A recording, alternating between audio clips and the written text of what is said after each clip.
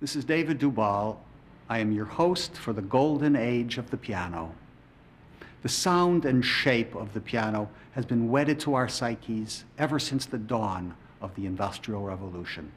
The piano has become one of the chief cultural symbols in history, and certainly the most played of any musical instrument. During this program, we shall see and hear glimpses of many of the giants of the golden age of the piano. With the death of the great pianists Vladimir Horowitz in 1989, and in 1991 of Rudolf Serkin and Claudio Arrau, the world lost what many music lovers considered to be the last links to the great golden age of Romantic piano playing, which began in the 19th century with Frédéric Chopin, Franz Liszt, Sergei Rachmaninoff, Ignaz Jan Paderewski, and a host of other great masters of the piano.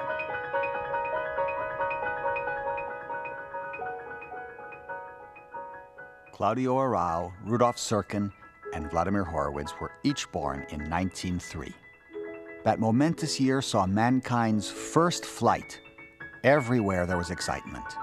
In Paris, Picasso was entering his blue period.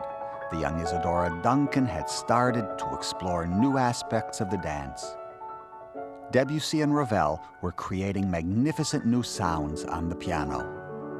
Claudio Arrau, born furthest away in Chillán, Chile, as a child went to Berlin to study. He thought of himself as a descendant of Beethoven. Beethoven who taught Czerny, Czerny who taught Liszt, and Liszt who taught Martin Krause, Arrau's own beloved teacher. This magnificent heritage was Arrau's cherished link to the golden age of the piano.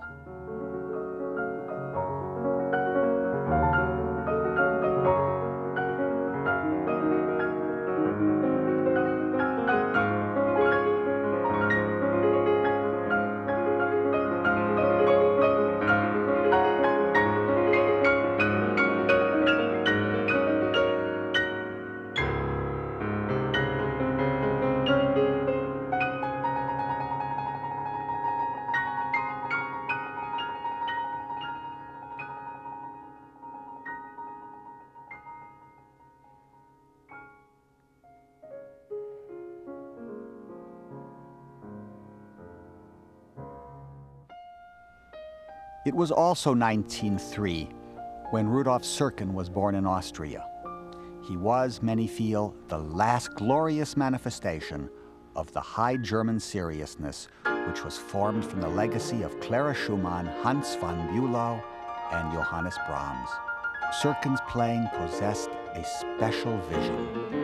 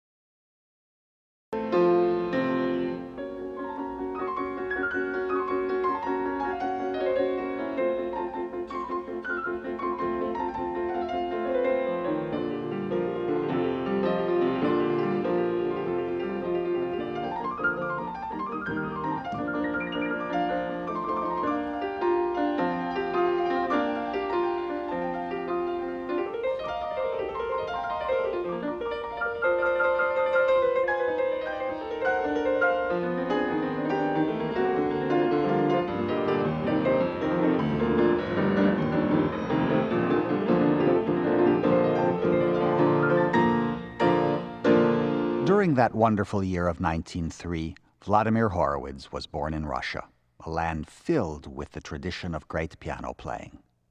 Horowitz thrived in the burning romanticism of Tchaikovsky and Rachmaninoff.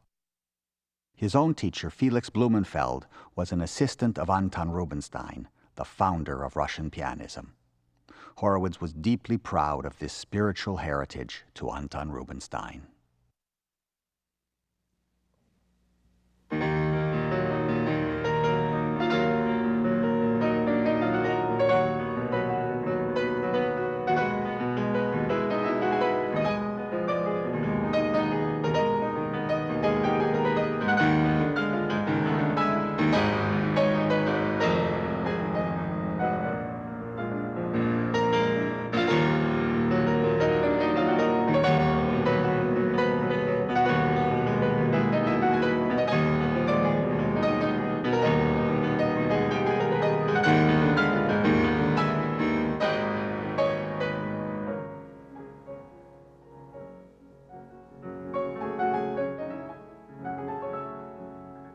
With the deaths of these greats, Horowitz, Arau, and Serkin, it seemed a curtain was drawn on the golden age of piano playing. Why was the piano such a unique form of self-expression? George Bernard Shaw wrote, "The piano is the most important musical instrument. Its invention was to music what the invention of the printing press was to poetry." From 1500, the prince of keyboard instruments had been the harpsichord, but there was an increasing need for a keyboard capable of producing a kind of vocal expression with the ability to produce many gradations of sound. Other keyboard instruments could not produce the necessary soft or loud, the piano and the forte, as they are called, nor the many inflections in between. As society was becoming more secularized, the 18th century wanted a keyboard instrument that could touch the heart by producing a singable melody instead of the plucked sounds of the harpsichord. In short, the piano was born from a changing world. The harpsichord represented the Baroque, while the piano would become the primary expression of classical and romantic sentiment. Although there were various attempts to build such an instrument, the person acknowledged to be the true inventor of the piano came from the same region of Italy as did Antonio Stradivarius, the great violin maker. Bartolomeo Cristofori was the caretaker of the Medici family's instrument collection, and in his spare time devoted himself to his revolutionary creation, the piano, laboriously creating 25 of them between 1709 and his death in 1733. The radical difference between the harpsichord and the piano is the hammer mechanism of the piano compared to the plucked apparatus of the harpsichord. You can see this in this model of Cristofori's original piano mechanism. However, Italy, the land of song and the violin, showed no practical interest in Cristofori's new instrument, and after his death, the piano's destiny would soon be in the hands of the Germans. The organ builder Gottfried Silbermann, Johann Sebastian Bach's friend, had dreamed of making a keyboard instrument with a broad dynamic range. Miraculously, he found drawings of Cristofori's piano mechanism and set to work. By the late 1740s, the Emperor Frederick the Great made history's first large piano purchase, supposedly buying from Silbermann more than a dozen with which to stock his palaces in Berlin and Sanssouci. Years before, Bach had tried out Silbermann's pianos, but the great harpsichordist and organist didn't at all like the newfangled piano. But after Bach tried the improved models when visiting Frederick the Great, he finally proclaimed their excellence. And it is Bach's keyboard compositions which remain the earliest music in the permanent repertory of the piano.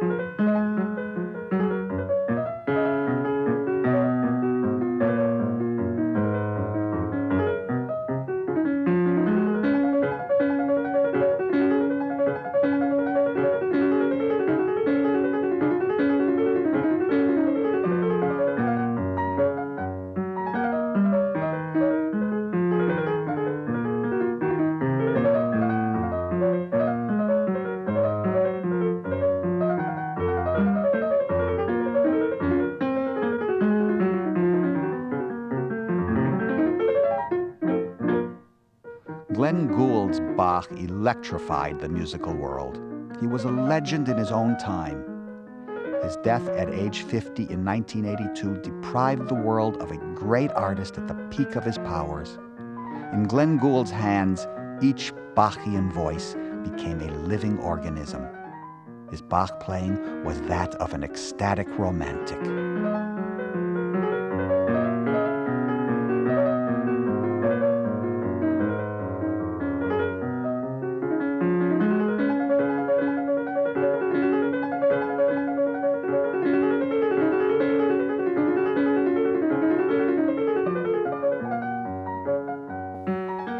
The philosopher Voltaire, upon hearing the early piano, was revolted. "This newcomer," he piped, "will never dethrone the majestic harpsichord. The piano is an ironmonger's instrument as compared to the harpsichord." However, the piano would indeed dethrone the harpsichord. It was not until Wanda Landowska revived the harpsichord with their first recital on that instrument in the eventful year of 1903 that the harpsichord once again began to take its rightful place in the pantheon of musical instruments.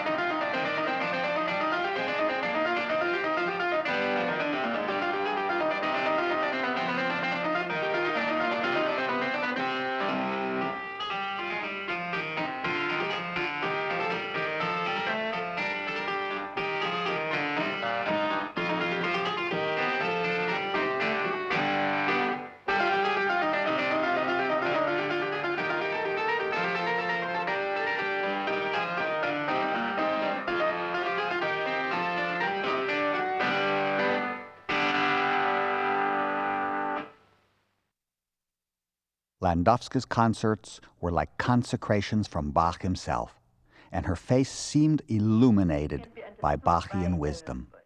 She once told a colleague, "You play Bach your way, I'll play him his way." Not in the Tolstoy way, but in another way. I love my audience. I am in love with my audience. By the 1760s, piano building had moved from Germany to London and Vienna. Soon piano sales were exceeding harpsichord sales. In the 1770s, the two most formidable pianists were Muzio Clementi, buried in Westminster Abbey and called the father of the piano, and history's most celebrated child prodigy, Wolfgang Amadeus Mozart, born in 1756. Clementi represented the English pianos, which with their heavier action and louder sonority seemed to represent something of the might of the Industrial Revolution. Mozart represented the Viennese school of playing, which was distinguished for its precision, rapidity, and clarity. In 1781, Clementi and Mozart were pitted against each other in a grueling pianistic duel at the glittering Viennese court for the pleasure of the Emperor Joseph II. Although the contest was deemed a draw, everyone was hotly discussing the merits of the two virtuosi. Mozart called Vienna Piano Land, and he made most of his living from teaching the piano and performing his own piano concertos. It was in 1792, 1 year after the tragic death of Mozart, that the 22-year-old Beethoven arrived in Vienna from his birthplace of Bonn, Germany. Ludwig van Beethoven, disheveled, ill-mannered, and heaven-storming, proclaimed the democratic spirit sweeping the world. He looked like an inspired genius, later even triumphing over the disability of deafness. The Viennese were awed by Beethoven. He could do no wrong. He was the lion pianist of the day, and his piano playing possessed a powerful emotionality never before heard on the instrument. The piano was Beethoven's most personal confidant. His piano music forms one of the great creative documents of the ages. Its humanity and breadth are perpetual challenges for the pianist. That Beethoven put at the command of one individual, the pianist, the greatest that music can offer, is a blessing that has been appreciated by all serious pianists in every generation.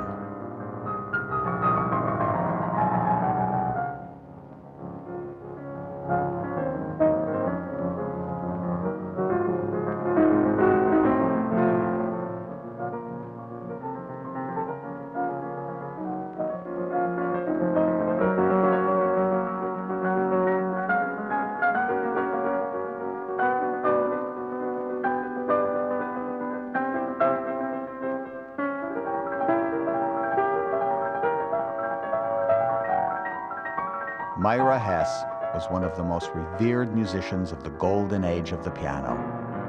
Dame Myra became a symbol and a heroine to the British people. During World War II, in a musically starved London, she was the spiritual force behind the National Gallery's famous afternoon concerts. She often performed with bombs for an accompaniment.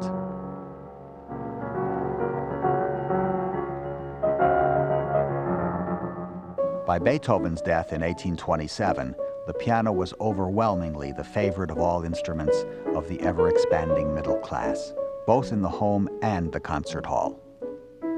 During Beethoven's life, there were many important public pianists, such as the Czech Jan Ladislav Dussek, known for his singing tone and his handsome profile. In fact, he decided that he would perform with his profile to the audience. Previously, keyboard players had played either with their backs to the public or directly facing them. He was dubbed Le Beau, yet Dussek's vanity served a musical purpose. Le Beau soon discovered that the piano turned to the side with lid raised transmitted a more direct sound to the audience. Other important pianists of the time were Carl Maria von Weber, romantic and consumptive with a Byronic limp. In 1819, he launched the waltz into the concert hall with his insinuating invitation to the dance. And then there was the poetic and languid John Field from Ireland, who invented music of the night with his nocturnes, a form that Chopin would soon immortalize. Yet another was Ignaz Moscheles, called the Prince of Pianists, who may be said to have inaugurated the international concert career when he took the first train from London to Manchester to give a concert in 1830. In 1843, the Boston piano builder Jonas Chickering invented a cast iron frame for the piano, which would ensure the instruments staying in tune longer and making it sound able to carry in the largest concert halls. Cristofori's original instruments weigh less than the iron plate of the modern piano. With its more than 20,000 parts, the piano is indeed the daughter of the Industrial Revolution. Frenzied hands flying the length of the keyboard thrilled the public, who craved virtuoso gods to play on it. The piano became the romantic instrument par excellence. The poet Friedrich Schiller said, "The gods never come alone." And a flood of piano geniuses burst into the world almost simultaneously. Among them, the German Felix Mendelssohn in 1809. The Pole Friedrich Chopin was born in 1810, and the Hungarian Franz Liszt in 1811. Felix Mendelssohn was, after Mozart, the most wondrous child prodigy in music history. He created for the piano a vision of a happy, sun-drenched world filled with goodwill and magical spells. His piano traveled on gossamer wings. His best music is an enchanted fairyland of elves and sunlight.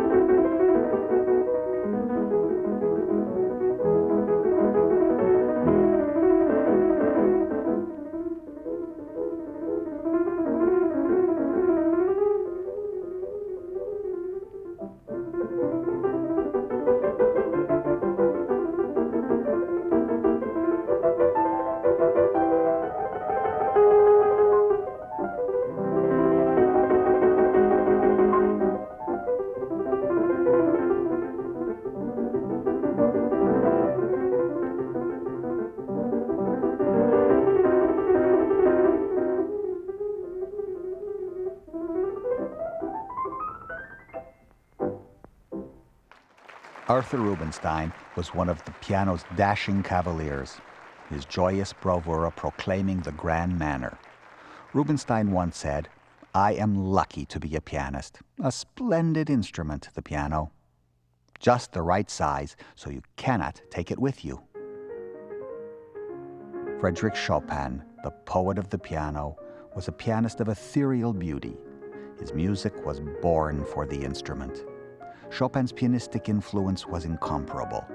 This delicate, exquisite being created, in the words of George Sand, the great writer and his lover, a revolution in the language of music, and with only one instrument. It was Arthur Rubinstein who stated, "When the first notes of Chopin sound through the concert hall, there is a happy sigh of recognition."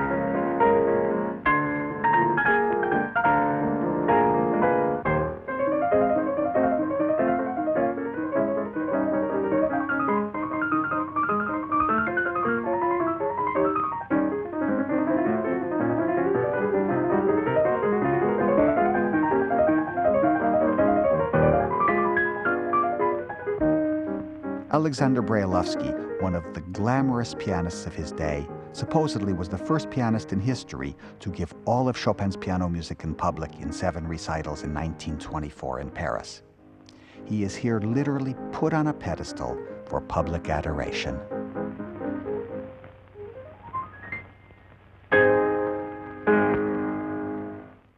After a Chopin recital, Franz Liszt wrote a rave review, but Chopin sarcastically uttered, "Ah, Liszt is giving me a kingdom within his empire."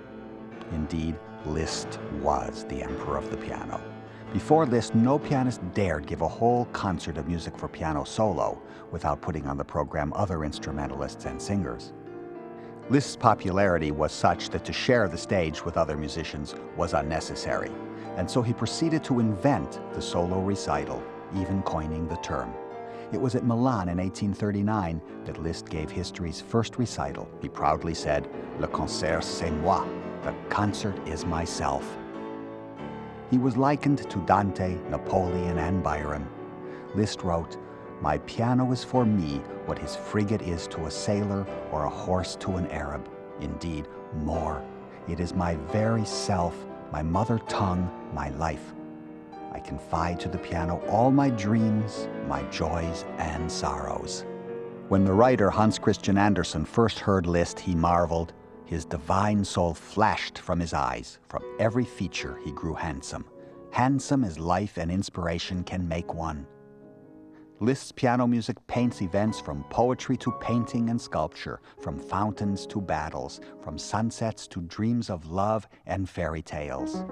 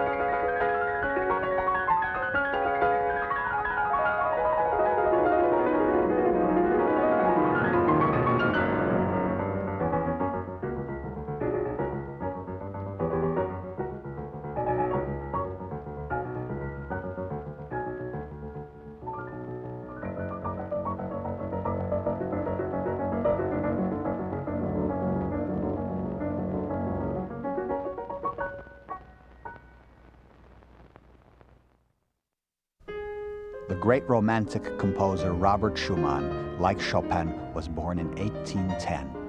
He had a fierce ambition, like his friends Mendelssohn, Chopin, and Liszt, to be a fabulous piano virtuoso. But his plans were thwarted at age 21 when Schumann paralyzed the fourth finger of his right hand using a contraption he invented to strengthen his fingers. However, his piano music was feverishly championed by his beautiful wife, Clara Wieck Schumann, born 8 years after Liszt. Clara Schumann became the most influential woman musician of the 19th century. Although she composed too, her real mission was to interpret and shed light on the great composers of the past as well as her contemporaries. She brought to the concert stage an unprecedented seriousness of purpose. Besides inspiring her husband Robert, she was a devoted mother of 8 children and a loyal friend to the younger Johannes Brahms. Clara Schumann was a model and an inspiration to the many women pianists who followed in her footsteps. Perhaps the greatest being the tempestuous Venezuelan Teresa Carreño. But there were many eminent women, such as Liszt's favorite female student, Sophie Mentor. The French pianist Cécile Chaminade's compositions as well made her famous. In America, there was Mrs. H.H.A. Beach and Julie Rivet King, who roamed the United States giving over 4,000 concerts. In England, Arabella Godard played Beethoven's mighty Hummer Clavier Sonata from memory at age 17. Later, she made a world tour of several years, bringing the great composers to Australia, New Zealand, India, China, and throughout the Americas. In 1872, the great piano firm of Steinway and Sons brought to the United States the hero of Russian piano playing, Anton Rubinstein, heralded as the greatest pianist after Liszt. He looked like Beethoven. Some said he was Beethoven's illegitimate child. Liszt called him Van II. His name is still held sacred in Russia. Rubinstein said, "I have lived, loved, and played," and play he did. During his United States tour on Stagecoach and Train, he gave 215 packed concerts within the incredible span of 239 days. How Ruby played was the big topic of the day. Anton Rubinstein was born in 1829, and so was America's first great piano superstar, Louis Moreau Gottschalk, born in New Orleans. In 1830, Hans von Bülow, the high priest of German pianists, was born. Later, he was to marry Liszt's daughter, Cosima. And in 1830, the great teacher Theodore Leschetizky was born. He would be the teacher of the next generation of Paderewski, Ignaz Friedman, Benno Mosejevich, Artur Schnabel, and Alexander Brailovsky. And 1833 saw the birth of Johannes Brahms. During the latter part of the 19th century, the piano continued to prosper. There were many giants of the instrument, such as Karl Tausig, Moritz Rosenthal, Emil von Sauer, Arthur Friedheim. All were Liszt pupils. Some felt the mightiest technician of all was Leopold Godowsky, called the Buddha of the piano. He composed some of the most impossibly difficult piano music ever conceived. His son co-invented color film and tested the results by making home movies of his family and their friends, such as the exiled Russian revolutionary Leon Trotsky. He filmed his father after a stroke, which brought his career to a tragic end. No one could claim the celebrity of Ignaz Jan Paderewski. He epitomized the artist as hero. He was the most fabled pianist of the luminous golden age. Everyone who played a piano attempted his minuet in G, a piece he grew to despise.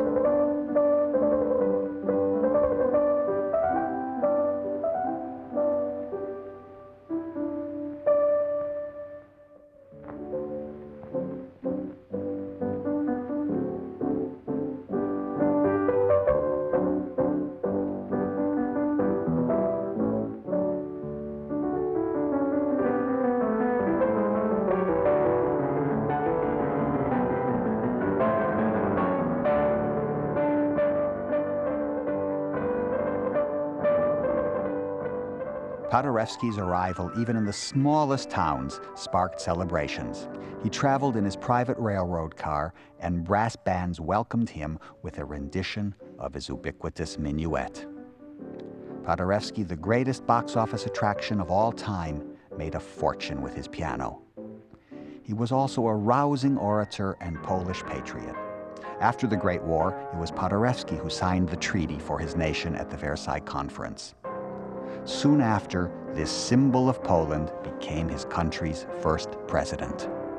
Even at age 80, when catastrophe again befell his homeland in 1939, Paderewski was still playing the piano to raise funds for his ravaged nation.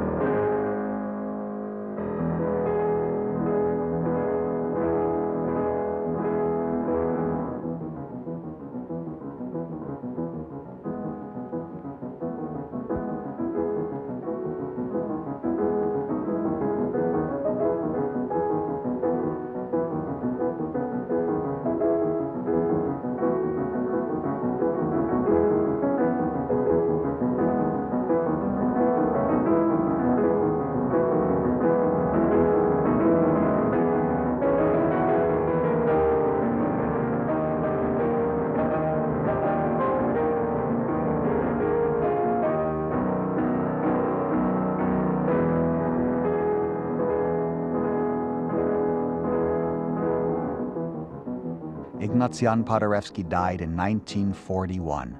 President Franklin Delano Roosevelt ordered a special burial at Arlington National Cemetery in Washington.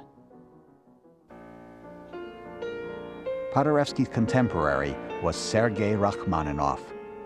Arthur Rubinstein wrote, "Rachmaninoff had the secret of the golden living tone, which came from the heart." His place in the history of the piano ranks near the very top. He was the musical son of Anton Rubinstein, and with Joseph Hoffman, Rachmaninoff was the supreme artist of the early 20th century golden age of Russian piano playing. At his deathbed, he looked at his gigantic hands, saying, "Farewell, farewell, my beloved hands." Early in Rachmaninoff's career, he wrote the Prelude in C-sharp minor, which the composer called the It Prelude. Wherever he performed, audiences screamed, "Play it!" In going over pieces for his solo, Joseph Hoffman selected this composition for two very good reasons. He said, it's just about the right length, and everyone who has played the piano or heard the piano will know it. Joseph Hoffman plays a composition by his fellow artist, the late Sergei Rachmaninoff, the Prelude in C-sharp minor. Mr. Hoffman.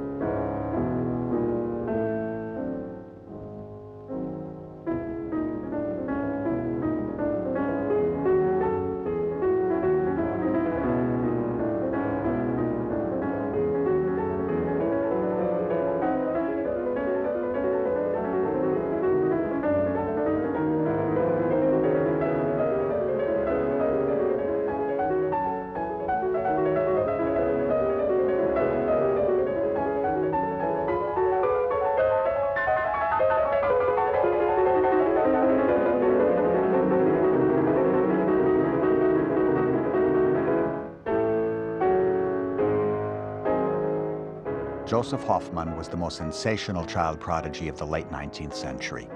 He had studied with Anton Rubinstein himself. In 1913, within days, Hoffmann played 21 recitals in St. Petersburg, playing 255 compositions before 68,000 people. It was the 11-year-old Hoffmann who, in 1888, made the first recordings in history for Edison's revolutionary recording machine. Edison had just perfected his first wax cylinder phonograph after working for 3 straight days and nights without sleep. Hoffmann himself was a superb inventor with many patents to his credit. Some say he was the inventor of the windshield wiper, inspired from watching his metronome while he practiced. The great Thomas Edison had asked various celebrities, including Brahms, to send him a greeting on the new machine. Here are the only words we have of a great composer from the 19th century. If you listen closely, you can detect Brahms saying, "Grüße an Herrn Dr. Edison, I am Dr. Brahms."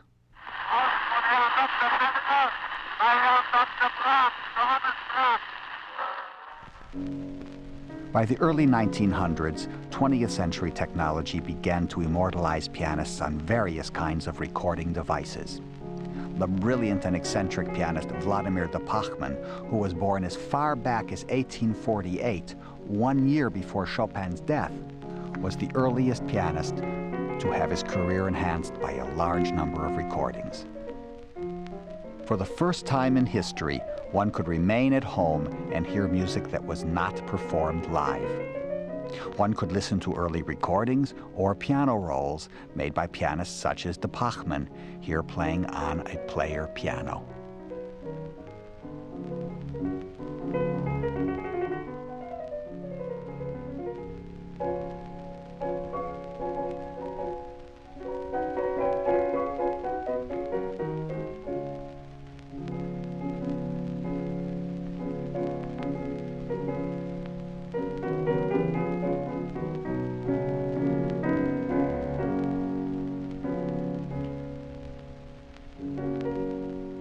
The Australian Percy Grainger was one of the favorite recording artists of the day.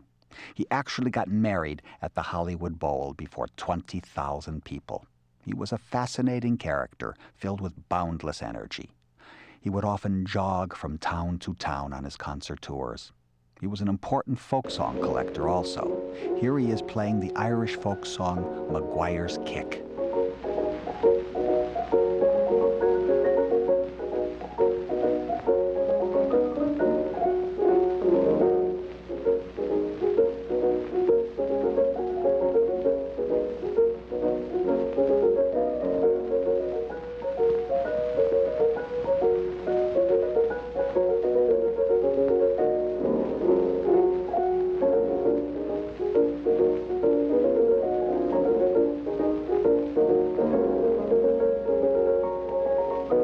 In the 1920s, Alfred Cortot's career flourished.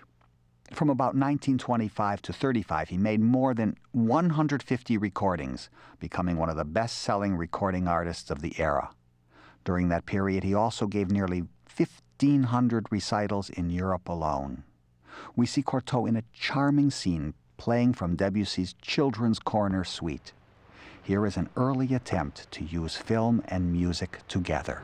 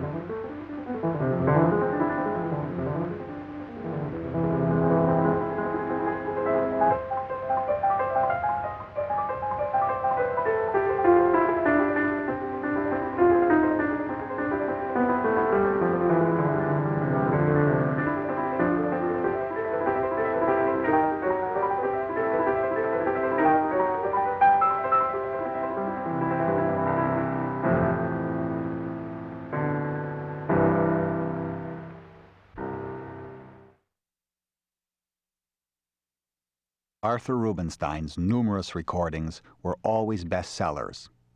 Arthur Rubinstein died at age 96 in 1982. His recorded legacy represents one of the last links to the grand style, the Romantic Age. Would you like to hear a playback, Mr. Rubinstein?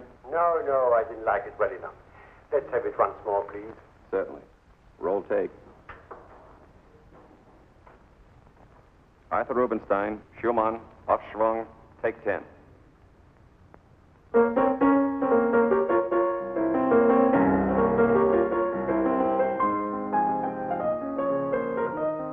Recordings brought music of the masters into everyone's living room, and thus the Golden Age lives on through this recorded heritage.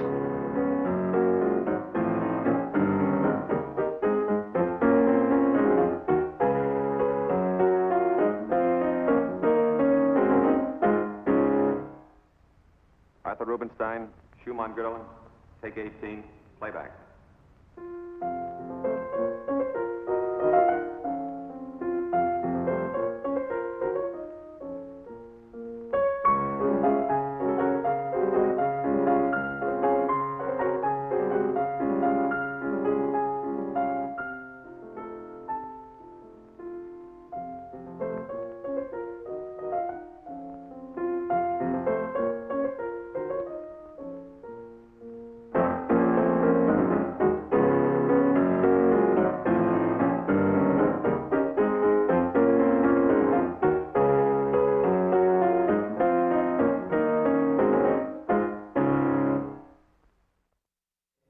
Claudio Arrau, Rudolf Serkin, and Vladimir Horowitz would die in less than a decade after Rubinstein. Each of these artists projected a romantic intensity, a kind of playing that was more in touch with a past grandeur and elegance. In a Rudolf Serkin performance, I remember an exaltation that blazed like a light. A Serkin recital was almost a religious rite, a purification through Mozart, Beethoven, and Schubert.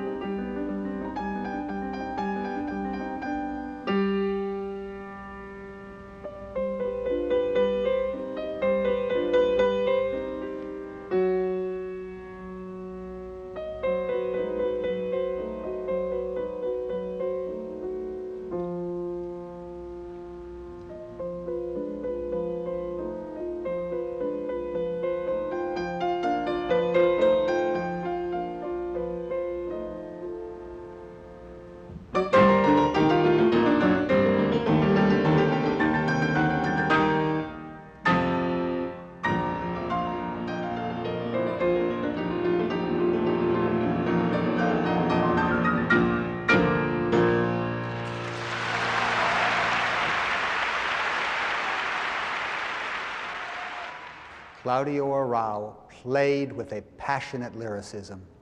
His art was brooding and Faustian.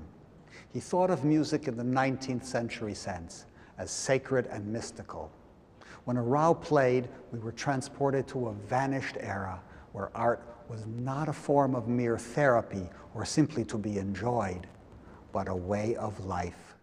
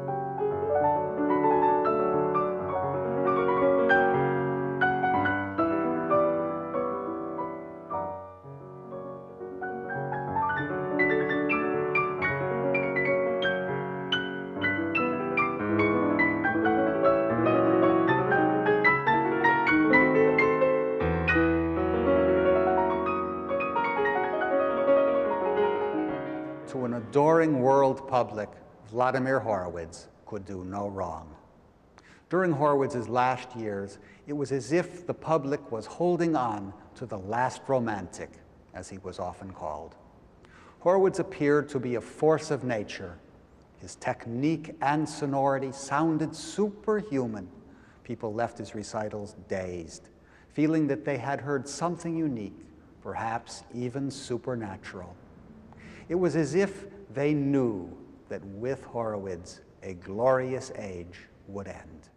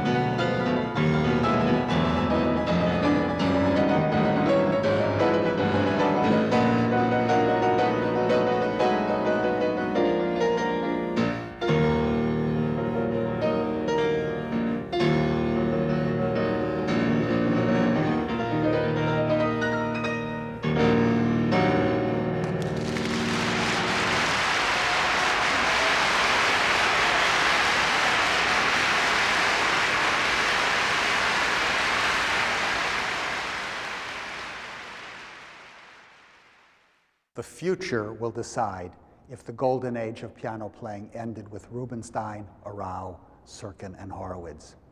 One thing for certain is that the piano will not become a dinosaur. Indeed, world piano production is larger than ever, and more countries have piano industries. In 1958, at the height of the Cold War, at the first international Tchaikovsky competition in Moscow, a gangling 6'4" Texan drove the Russian audiences to fever pitch with his grand style, golden sound, and marvelous technical skill.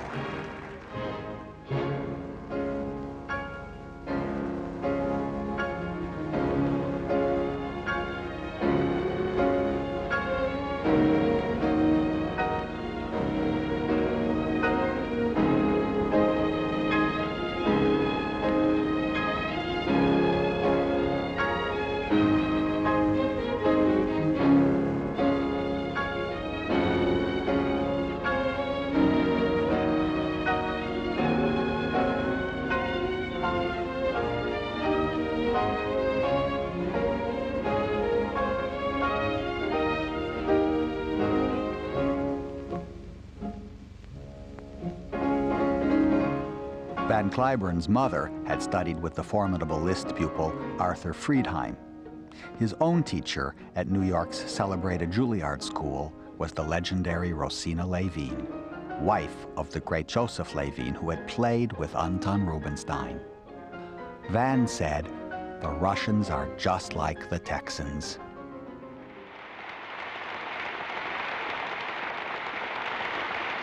The piano continues to bring the world together. One instrument, with its immortal literature, has become a mirror of human aspiration.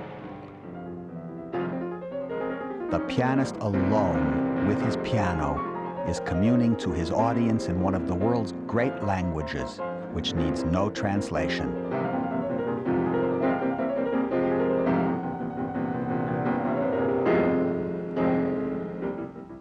The pianist exists in a world of feeling and form, fusing man's highest artistic ideals.